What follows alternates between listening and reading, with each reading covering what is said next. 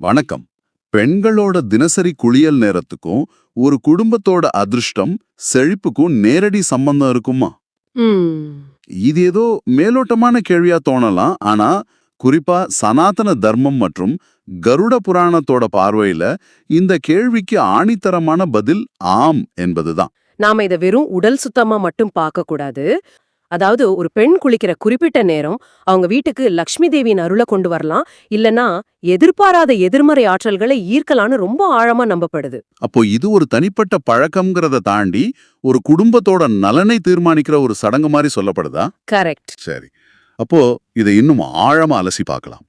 எந்த நேரத்துல குளிக்கிறது நல்லது, எந்த நேரத்தை கண்டிப்பா தவிர்க்கணும், இதுக்கு பின்னாடி இருக்கிற தத்துவங்கள் என்னன்னு விரிவால பேசுவோம். முதல்ல அந்த அதிர்ஷ்டத்தை ஈர்க்கிற கோல்டன் அவரை பத்தி பேசுவோம். அதிகாலை 5 மணிலிருந்து 6 மணிக்குள் குளிக்கிறது தான் ரொம்ப ரொம்ப சிறந்ததுன்னு உங்க ஆதாரம் அழுத்தமா சொல்லுது. இதுக்கு என்ன காரணம்? அந்த நேரத்தை பிரம்ம முகூர்த்தம்னு சொல்வாங்க. அந்த சமயத்துல குளிக்கிற பெண் சாக்ஷாத் அன்னை லக்ஷ்மியோட வடிவமா கருதப்படுறாங்க. ஓஹோ. இது வெறும் புகழ்ச்சி இல்ல, இதனால சில உறுதியான பலன்கள் கிடைக்கும்னு பட்டியலிடப்படுது. உதாரணமா, அந்த பெண் மேலையும் அவங்க குடும்பம் மேலையும் லக்ஷ்மி தேவியோட அருள் எப்போதுமே தங்கியிருக்கும். குடும்பத்துல மகிழ்ச்சியும் செல்வமும் பெருகும். பெரிய நோய்களோ தீராத கஷ்டங்களோ அவங்கள அண்டாதுன்னு சொல்லப்படுது. நீங்க சொல்றத வச்சு பார்த்தா இது வெறும் லக் சம்பந்தப்பட்ட விஷயம் இல்ல. அந்த நேரத்துல குளிக்கிறதன் மூலமா ஒரு பெண் அந்த நாளோட நேர்மறை ஆற்றல தனக்குள்ள உள்வாங்கி அதை தன் குடும்பத்துக்கும் பரப்புறாங்க. ஆமா, அவங்க ஒரு விதத்துல அந்த வீட்டின் ஆற்றல் மயமா செயல்படுறாங்கன்னு சொல்லலாமா? மிகச் சரியா சொன்னீங்க. ஒரு பெண்ணோட புத்துணர்ச்சியான தொடக்கம் அந்த வீட்டின் ஒட்டுமொத்த அதிர்வலையையும் நேர்மறையா மாத்துது. அவங்க அந்த குடும்பத்தோட வளர்ச்சிக்கு அடித்தளம் அமைக்கிறாங்க. சரி இது ஒரு கூட்டு நலனுக்கான செயலாகவே பார்க்கப்படுது. சரி. அதிகாலை 5 மணிங்கிறது ஒரு இலட்சியமான நேரம். ஆனா நடைமுறையில வேலைக்கு போறவங்க, குழந்தைங்கன்னு இருக்கிற வீடுகள்ல எல்லோராலையும் இது சாத்தியம் இல்லையே. அவங்களுக்காக வேற ஏதாவது நல்ல நேரங்கள் பரிந்துரைக்கப்பட்டிருக்கா? ஆமாம், இருக்கு. காலை 6 மணிலிருந்து 7 மணி வரையிலான நேரமும் ஒரு சிறப்பான நேரமா தான் குறிப்பிடப்பட்டிருக்கு. அப்படியா?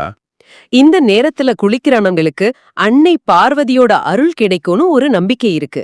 அது மட்டும் இல்ல, இந்த நேரத்துல பிரபஞ்சத்தோட எல்லா ஆற்றல்களும் முழுமையா வெளிப்படைஞ்சு நம்ம உடலோட ஒவ்வொரு செல்லும் சுறுசுறுப்பா இயங்க தொடங்குமா. 33 கோடி தேவர்களின் அருள் கிடைக்கும்னு ஒரு வரி வருதே, அதை கேட்கவே ரொம்ப ஆச்சரியமா இருக்கு. அதுக்கு என்ன அர்த்தம்? அது ஒரு குறிப்பிட்ட எண்ணிக்கையா இல்ல வேற எதுவும் குறியீடா? 33 கோடி தேவர்கள்ங்கிறது ஒரு நேரடியான எண்ணிக்கை இல்ல. இந்து தர்மத்தின்படி தெய்வீக சக்தி எண்ணற்ற வடிவங்கள்ல வெளிப்படுது.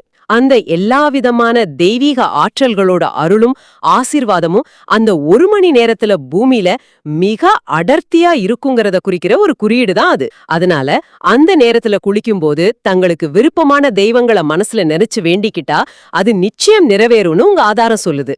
ஓகே, இப்போ யதார்த்தமான நேரத்துக்கு வருவோம். காலை 7 மணிலிருந்து 9 மணி. இதுதான் பெரும்பாலான பெண்கள் குளிக்கிற நேரமா இருக்கும். இந்த நேரத்தை உங்க ஆதாரங்கள் எப்படி பாக்குது? இதுவும் நல்ல நேரம்தான். ஆனா சில முக்கியமான விதிகள் கடைபிடிக்கப்படணும்னு எச்சரிக்கை இருக்கு. என்னென்ன விதிகள்? முதல் விதி, குளிக்கிறதுக்கு முன்னாடி சமையலறைக்குள்ள போகக்கூடாது. குறிப்பா அடுப்ப பற்ற வைக்க கூடாது. குளிக்காம குழந்தைகளை, முக்கியமா கொஞ்சம் வளர்ந்த குழந்தைகளை தொடக்கூடாதுன்னு சொல்லப்படுது. இதுக்கு பின்னாடி இருக்கிற தர்க்கம் என்னவா இருக்கும்? ஒரு விதமான தூய்மை சார்ந்த விதியா? ஆமா, ஒரு நாளின் மிக முக்கியமான புனிதமான செயலா கருதப்படுறது உணவு சமைக்கிறது. ஏன்னா அதுதான் அந்த குடும்பத்துக்கே ஆற்றலை தருது. கரெக்ட். அதனால உடலையும் மனதையும் சுத்தப்படுத்திக்கிட்டு, அதாவது குளிச்சு முடிச்சிட்டு கடவுள் பெயரை சொல்லி சமையலை தொடங்கணும்னு சொல்லப்படுது. சரி. இந்த 7லிருந்து 9 மணி நேரத்துல குளிச்சா மகாதேவனோட அருள் கிடைச்சு உடம்புல இருக்கிற சோர்வெல்லாம் நீங்கி ஒருவிதமான தெய்வீக புத்துணர்ச்சி கிடைக்கும்னு ஆதாரம் சொல்லுது. சரி, இதுவரைக்கும் நல்ல நேரங்களை பத்தி பார்த்தோம். காலை 9 மணிக்கு மேல குளிக்கிறது அவ்வளோ நல்லதில்லைன்னு கடுமையா சொல்லப்பட்டிருக்கு. ஆமாம், இங்கிருந்து தான் விஷயம் தலைகீழா மாறுது. நேரம் தாமதமாக ஆக எதிர்மறை விளைவுகளோட தீவிரமும் அதிகமாகும்னு சொல்லப்படுது. அப்படியா? இத ஒரு எச்சரிக்கை பட்டியலாவே கொடுக்குது. சுருக்கமா சொல்லணும்னா, காலை 9 மணிக்கு மேல குளிக்க ஆரம்பிக்கிறது அந்த நாளோட இயற்கையான ஆற்றல் ஓட்டத்திலிருந்து நாம விலகி போறதுக்கு சமம். ஓ. இது அதிர்ஷ்ட குறைவு, அடிக்கடி வர சின்ன சின்ன உடல்நல பிரச்சனைகள், மருத்துவ செலவுகள்னு ஆரம்பிச்சு. ஒரு நிமிஷம். இதுல ஒரு பெண்ணோட குளியல் நேரத்துக்கும் அவங்க கணவரோட வளர்ச்சி தடைபடும், குழந்தைங்களுக்கு பிரச்சனை வரும், வீட்ல தரித்திரம் தங்குன்னு ரொம்ப கடுமையான விஷயங்கள் சொல்லப்பட்டிருக்கு. பெண் என்பவள் ஒரு குடும்பத்தோட ஆணிவேர் அல்லது ஆற்றல் அச்சு மாதிரி பார்க்கப்படுறா. ஆணிவேர். அவளோட பழக்க வழக்கங்கள், அவளோட மனநிலை, அவளோட ஆற்றல் அந்த முழு வீட்டோட நலனையும் பாதிக்கும்னு ஆழமா நம்பப்படுது. அதனாலதான் அவங்க தாமதமா குளிக்கும்போது வீட்டின் ஆணிவேரே ஆட்டம் காண்கிறதுங்கிற மாதிரி உருவகப்படுத்தி இவ்வளவு கடுமையான விளைவுகள் சொல்லப்பட்டிருக்கு. புரியுது. இது அந்த நம்பிக்கையின் தீவிரத்தை காட்டுது. அப்போ மதியம் இல்லனா இரவு நேரத்துல குளிக்கிறது பத்தி என்ன சொல்லுது? அத மிகவும் அபாயகரமானதா உங்க ஆதாரங்கள் சித்தரிக்குது. மத்தியானம் 12 மணிக்கு மேல குளிச்சா அந்த வீட்ல தெய்வீக அருள் தங்காது. அதுக்கு பதிலா தீய சக்திகளும் எதிர்மறை ஆற்றலும் குடிகொள்ளும்னு சொல்லப்படுது. மாலை நேரத்திலயும் இரவுலயும் குளிக்கிறது அந்த வீட்ல திடீர் விபத்துகள், எதிர்பாராத நோய்கள், மரணம் வரைக்கும் கூட நிகழலான்னு ஒரு தீவிரமான எச்சரிக்கை விடுக்கப்பட்டிருக்கு. என்னது? இது இந்த பெண்ணுக்கு நேரடியா பாதிப்பு ஏற்படுத்தாட்டா கூட அவங்க குடும்பத்துல இருக்கிற மத்தவங்களுக்கும் பாதிப்பை ஏற்படுத்தும்னு சொல்லப்படுது. இந்த நேர கட்டுப்பாடுகள், ஆசிர்வாதங்கள், சாபங்கள், இது எல்லாத்துக்கும் பின்னாடி இருக்கிற அடிப்படை தத்துவம் என்ன? இது வெறும் பயமுறுத்துறதுக்கான விதிகளா இல்ல வேற எதுவும் அறிவியல் அல்லது தத்துவ பின்னணி இருக்கா? நிச்சயமா ஒரு தத்துவ பார்வை இருக்கு. இது வெறும் அழுக்க நீக்கிறதில்ல, ஆன்மாவை சுத்திகரிப்பதுன்னு உங்க ஆதாரம் திரும்ப திரும்ப சொல்லுது.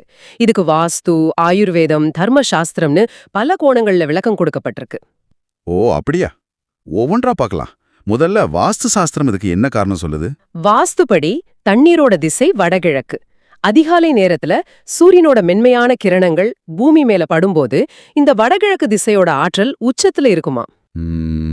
அந்த நேரத்துல குளிக்கும்போது அந்த தெய்வீக ஆற்றலை நம்ம உடலும் மனமும் ஒரு ஸ்பாஞ்ச் மாதிரி முழுமையா உறிஞ்சு கொள்ளும்.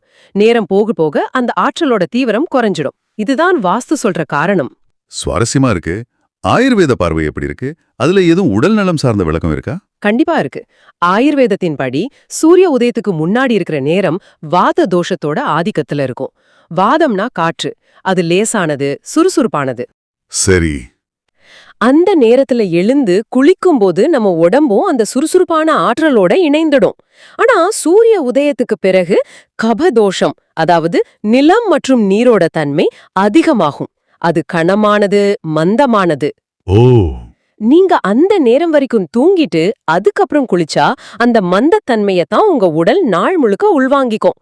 இதனாலதான் நாள் முழுக்க சோர்வு, ஒருவித மந்த நிலை, உடம்பு கனமா இருக்கிற மாதிரி ஒரு உணர்வு எல்லாம் ஏற்படுதுன்னு ஆயுர்வேதம் விளக்குது. ஓகே, அப்போ நீங்க சொல்றது நம்ம இயற்கையோட கடிகாரத்துக்கு நம்ம உடனே கொண்டு போறதுதான் இது நோக்கம்னு சொல்றீங்களா? சரியா சொன்னீங்க. அதுதான். ஆக ஒரு பெண்ணோட புத்துணர்ச்சியான மனநிலை அந்த வீட்டின் நேர்மறை ஆற்றலை பாதிக்குங்கிறது தான் இதோட மைய கருத்து.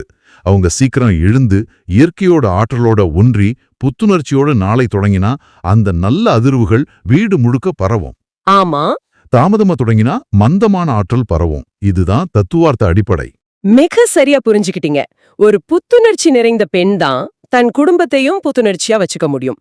வீட்டின் சக்தி நிலை பெரும்பாலும் அந்த வீட்டு பெண்ணோட பழக்க வழக்கங்களை பொறுத்துதான் அமையும்னு உங்க ஆதாரம் உறுதியா நம்புது. குளிக்கிற நேரத்தை தாண்டி வேறு சில குறிப்பிட்ட விதிகளையும் உங்க ஆதாரம் பட்டியலிடுதே, அதுவும் ரொம்ப சுவாரஸ்யமா இருக்கே. ஆமா, நிறைய நுணுக்கமான விதிகள் இருக்கு. முதல்ல சமையல் செஞ்சதுக்கு அப்புறம் குளிக்க கூடாது. ஆமா, அது கேள்விப்பட்டிருக்கேன். இதுக்கு ஒரு அழகான உருவகம் இருக்கு. சமையல் செய்யும்போது நம்ம உடம்புல அக்னி சக்தி, அதாவது ஜீரண சக்தி நெருப்பு மாதிரி தீவிரமா இருக்குமா. சமைச்சு முடிச்ச உடனே குளிக்கிறது அந்த நெருப்ப தண்ணி ஊத்தி அணைக்கிற மாதிரி. ஓ. இதனால ஜீரண சக்தி பலவீனமாகி சாப்பிடுற உணவு சரியா செரிக்காதுன்னு சொல்லப்படுது. ஞாயிற்றுக்கிழமை சூரிய பகவானுக்கு உரிய நாள். சோப்பு மாதிரியான செயற்கையான ரசாயனம் கலந்த பொருட்களை அந்த நாள்ல உடம்புல பயன்படுத்துறத தவிர்க்கணும்னு சொல்லப்படுது. அப்படியா? அதுக்கு பதிலா தூய நீரால, அதாவது இயற்கையான முறையில குளிக்கும்போது சூரியனோட முழுமையான ஆற்றலை நம்ம உடல் கிரகிக்கும்னு ஒரு நம்பிக்கை. ஒருவேளை கங்கை மாதிரி புண்ணிய நதிகளோட நீரை கொஞ்சம் கலந்து குளிக்கிறது இன்னும் சிறந்ததுன்னு சொல்லப்படுது. அதே மாதிரி செவ்வாய்க்கிழமை தலைக்கு குளிக்க கூடாது, சனிக்கிழமை எண்ணெய் தேய்ச்சி குளிக்கணும்னு ஒவ்வொரு நாளுக்கும் ஒவ்வொரு விதி இருக்கு. மாதவிடாய் மற்றும் அமாவாசை நாட்களுக்கு ஏதும் சிறப்பு விதிகள் இருக்கா? இருக்கு. மாதவிடாய் நாட்கள்ல உடலோட ஆற்றலை பாதுகாக்க வேண்டியது அவசியம்னு சொல்லப்படுது. அதனால அடிக்கடி குளிக்கிறது, புனித நதிகள்ல குளிக்கிறத தவிர்க்கணும்னு அறிவுறுத்தப்படுது. சரி. அமாவாசை அன்னைக்கு குளிக்கிறது அவ்வளோ நல்லதில்லைன்னோ, தவிர்க்க முடியாத சூழல்ல தலைக்கு தண்ணி ஊத்தாம உடம்புக்கு மட்டும் குளிக்கலாம்னு சொல்லப்பட்டிருக்கு. இது எல்லாமே உடலின் ஆற்றல் ஓட்டத்தை சமநிலையில வச்சுக்கிறதுக்கான விதிகளாகவே பார்க்கப்படுது. சரி, சுருக்கமா சொல்லணும்னா ஒரு பெண்ணோட குளியல்ங்கிறது அவங்களோட தனிப்பட்ட சுகாதார பழக்கம் மட்டும் இல்ல. இல்லவே இல்ல. அது ஒரு குடும்பத்தோட ஆன்மீக மற்றும் உலகியல் நலனை தீர்மானிக்கிற ஒரு முக்கியமான அனுதின சடங்கு. சரியான நேரத்துல குளிக்கிறது தெய்வீக ஆற்றலையும், தவறான நேரத்துல குளிக்கிறது துரதிர்ஷ்டத்தையும் வீட்டுக்குள்ள அழைச்சிட்டு வருங்கிறது தான் இதோட சாராம்சம். ஒரு பெண் இந்த விதிகளை பின்பற்றினா அவங்க தெய்வீக வடிவமா, லக்ஷ்மியின் அம்சமா உயர்றாங்க. ஆனா விதிகளை மீறினா குடும்பத்தோட வீழ்ச்சிக்கு காரணமான ஒரு சக்தியா பார்க்கப்படுறாங்க.